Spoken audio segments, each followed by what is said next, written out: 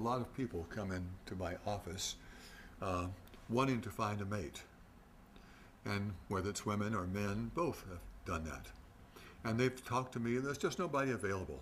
You know, all the good ones are already taken. They're all already married. The ones that are out there are just not suitable. And they carry beliefs like that.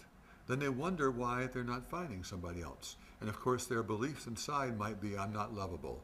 Or if I get married, it'll be the end of my life. Or other things that would keep them from doing it. Or I'm not very attractive. Or nobody will like me. Or I can't count on somebody to stay around. If they like me, I'm going to lose them. So they have all these beliefs that keep them drawing conclusions that I'm not going to find a mate. Now what I found is they work out those issues inside themselves.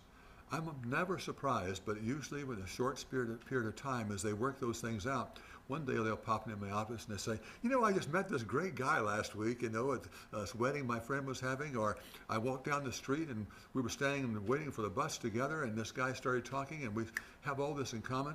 I've heard those reports so often that they're clearly in response to whether they're still believing I can't have, I don't deserve, or whether they've changed those beliefs and gotten rid of their barriers. They are manifesting in their lives what's going on inside them. And so that's what we all are doing, that what we're manifesting is a reflection of our insides. But mostly since 95% is unconscious, as Sigmund Freud reminded us, that was one of his major contributions. But now we're finding that there are other ways we can access that. We just don't have to lie on the couch and free associate for 25 years.